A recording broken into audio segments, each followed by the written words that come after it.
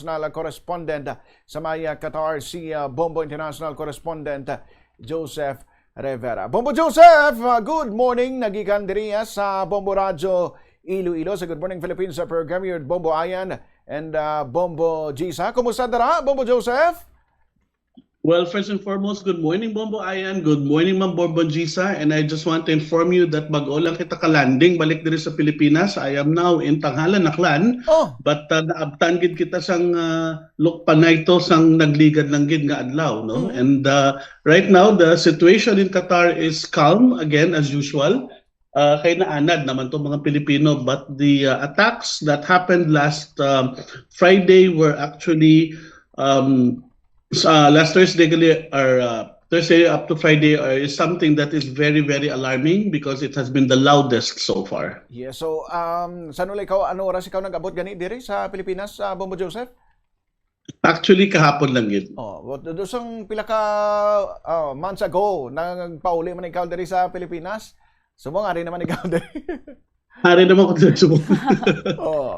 Maila kay nakalupad kita because for a while, just for a while, gin under all flights had to require military clearance again, but we were able to fly out man sang mayong lawas. Oo. Bombo Joseph, ano gid ining natabo sang nagligad nga adlaw? Was this a surprise attack o kung basi kon may ara na sa mga signal naman ang ginhatag ang Iran nga kamo ang sunod nga puntaryahon dira? Actually, it's like this. It's really very ironic because the Iranian foreign minister, si Abbas Araghchi, was just in Doha last Thursday. No? He was there to pay his respects and give his condolences to the Qatar royal family kay napatay ang Amon Amir, earlier this week. Yes. And ka-funny lang because he was just there on Thursday and they were doing all the pleasantries, and then the following day, suddenly, Iraq attacked again the territory of Qatar. However, Iran did not make any warnings at all to Qatar specifically, but their daily constant threat has always been that they will be attacking U.S. interests within the Gulf region. Actually, nag-start na sila 1 week ago pa. No? 1 week ago pa lang nag-attack na sila sa Doha, and it was also at around 4 in the morning, and then one day to nga attack, and then nag-untat, 4 ka adlaw kay napatay ang amon nga Father Emir, no? The former Emir, Sheikh Hamad bin Abdullah Al Thani, passed away. So official 4 days of mourning, tinag-ceasefire anay sila. Pero sang Friday, sang aga, gulpi lang sila nag-attack liwat. And unfortunately, although wala sing, as usual, wala man sang casualty nga Filipino except for one little girl, which we do not know the nationality. There were no Filipinos that were injured. Pero ang morning nga atake is tama gid kabaskog. Kapin pa una nga atake that happened at around the 3:31 in the morning. Tama gid siya kabaskog. So which indicates nga it was the missile was intercepted at a lower level. Oh. Anong distansya ni Bombo Joseph nga amugid na ang pagsigabong niya ining airbase di na siya nahamtang, sir? The Alodade Air Base, which is just 13 kilometers away from my house, is the main target. We have two conflicting stories, no? One, Iran claims that they have targeted several refueling aircraft and some long-range radar installations within the base, no, of Qatar. However, the Qatar Defense Forces have strongly refuted this and said that all missiles were intercepted naman. Oh, by the way, ang sa natabo ini ano oras gito? Basi tulog pang tanan, Bombo Joseph? Tulog ang tanan. It was at 3:31 in the morning, and then it was followed at around 5:30 again in the pagkaaga naman, 5:30 na naman.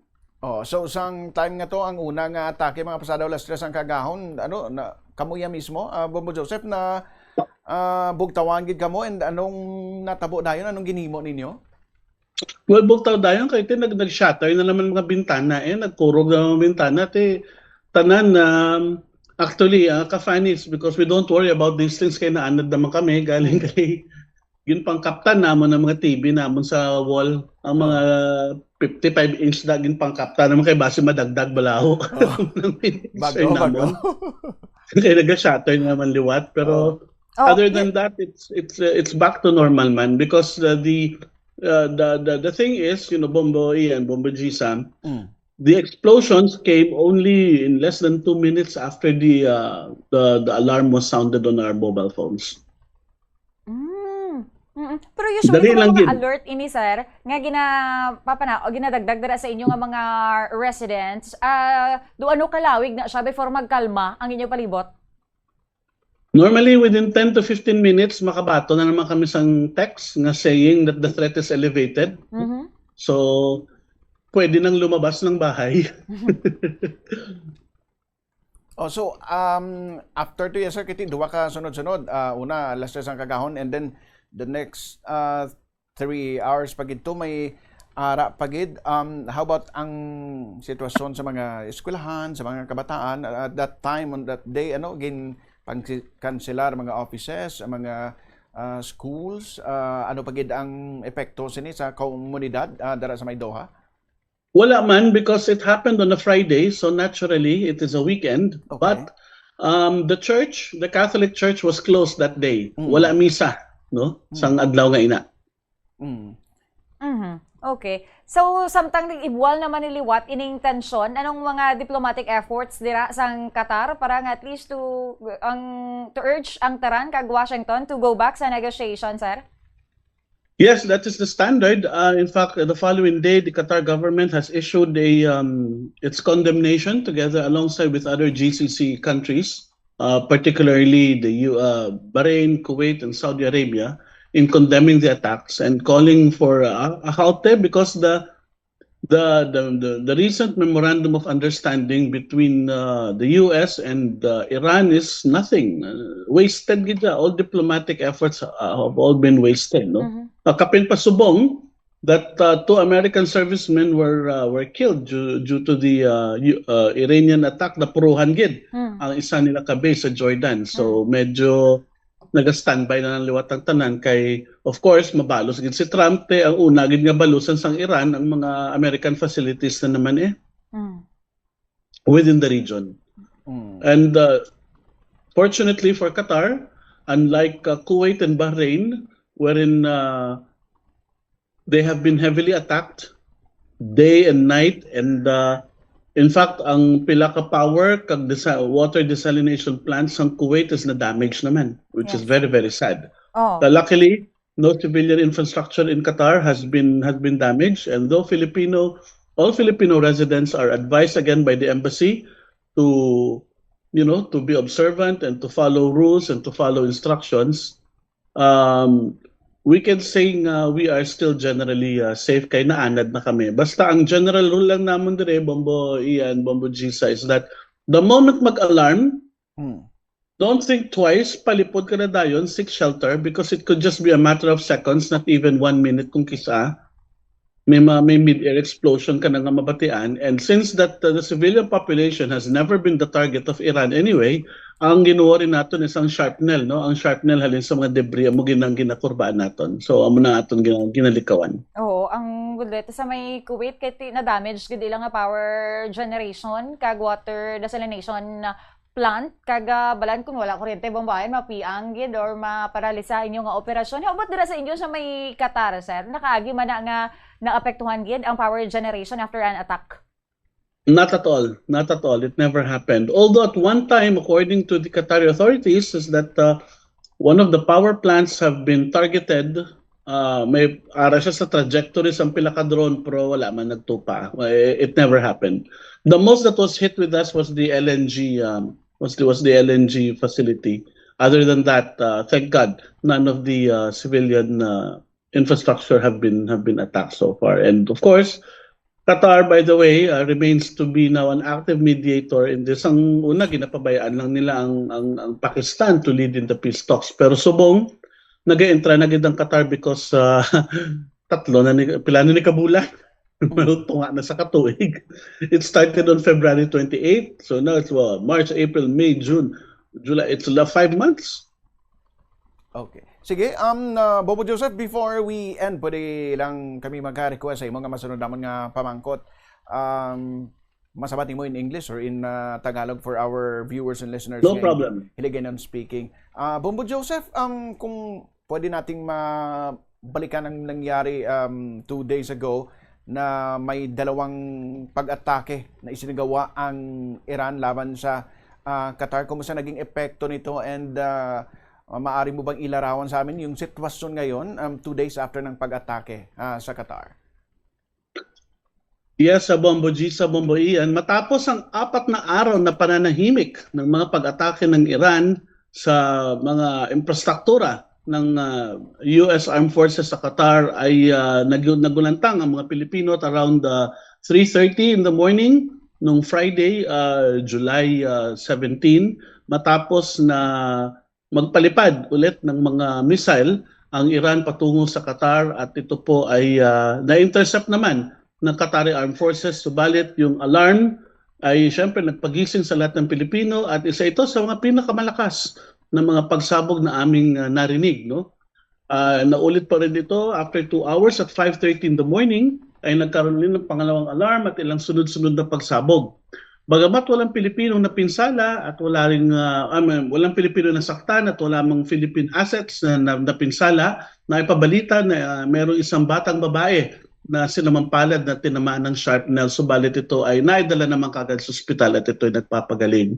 Sa mga oras na ito ay lahat po ng Pilipino dito po sa bansang Qatar ay nag-iingat, alerto at sumusunod sa lahat ng alituntunin at payo ng embahada na maging mapagmasid sa anumang mangyayari at sumunod sa lahat ng instruksyon ng gobyernong Qatar, lalong-lalo na pagdating sa mga alerts. Kaya the Filipino community here have already been used to the drill that as soon as the warning sounds or the warning alarms have been sounded on our mobile phones, we are all advised, not just advised, but instructed to seek shelter and stay indoors until the safety SMS is announced. Right now, everything remains to be normal. It's still business as usual. Although, of course, the emergency preparation of the Qatar Civil Defense and the Qatar Armed Forces are back on defensive posture. And everybody is observing, lalong-lalo na po. At umatake naman po ang Amerika sa Jordan kung saan dalawang US military personnel na nasawi at meron pa isang nawawala. And we expect the US to retaliate. And of course, as a consequence of that, Iran is expected again to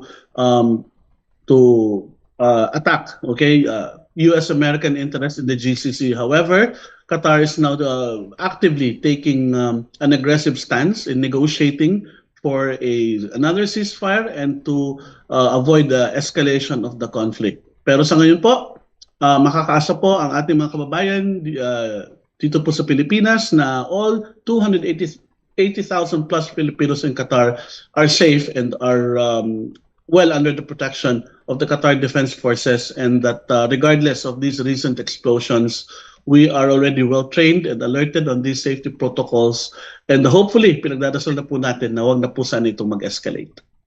Bombo Joseph, from my end, with the current situation sa Middle East, ano ang diplomatic efforts ng Qatar to urge Tehran and Washington to go back sa negotiation? Yes, they are actually pushing for it. We don't know when the delegations would be dispatched, but talks are actually very active right now. Sunod-sunod ng kanilang pagbibigay ng mga statements at direkta na sila nakikipag-usap dahil hindi na po nakakatuwa dahil 5 buwan na pong tumatakbo ang conflict na ito at huwag na po sana nating antayin na magaya po ang Qatar sa Kuwait na tinatamaan ng kanilang electrical at water desalination facilities dahil ngayon po ay summer, napakainit po dito po sa Itlang Silangan, and 5 minutes of brownout can actually hurt a lot of people. Sige, Bombo Joseph, sa silingat iyon, kag impormasyon nga gin-share mo diri sa amon sa Bombo Radio. Madamong salamat and enjoy your vacation. Pila ka adlaw ang bakasyon Or ni Sir work. Joseph Subo. Work, vacation. 3 weeks na naman. 3 weeks. Sige lang mabisita lang ko doon sa station. I'll be there on Wednesday. Salamat, Bombo Joseph. Sige, sige. Thank you very much. Have a wonderful day. Thank you. Bye-bye. Ating Bombo International Correspondent sa Qatar, si Bombo Joseph Timothy Rivera. Kangot sa mga latest man ang sitwasyon dito sa mga Pilipino dito sa Middle East, partikular sa Qatar, kag of course ang mga ginahimo man sa Qatari authorities. Oras sa Bombo Radio Philippine Standard Time, 9 minutos na nabili natin sa alas 11 sa aga. Sa pagpanumbalik sa Good Morning Philippines, balik ta sa istorya sa World Cup 2026, mga ginalauman dito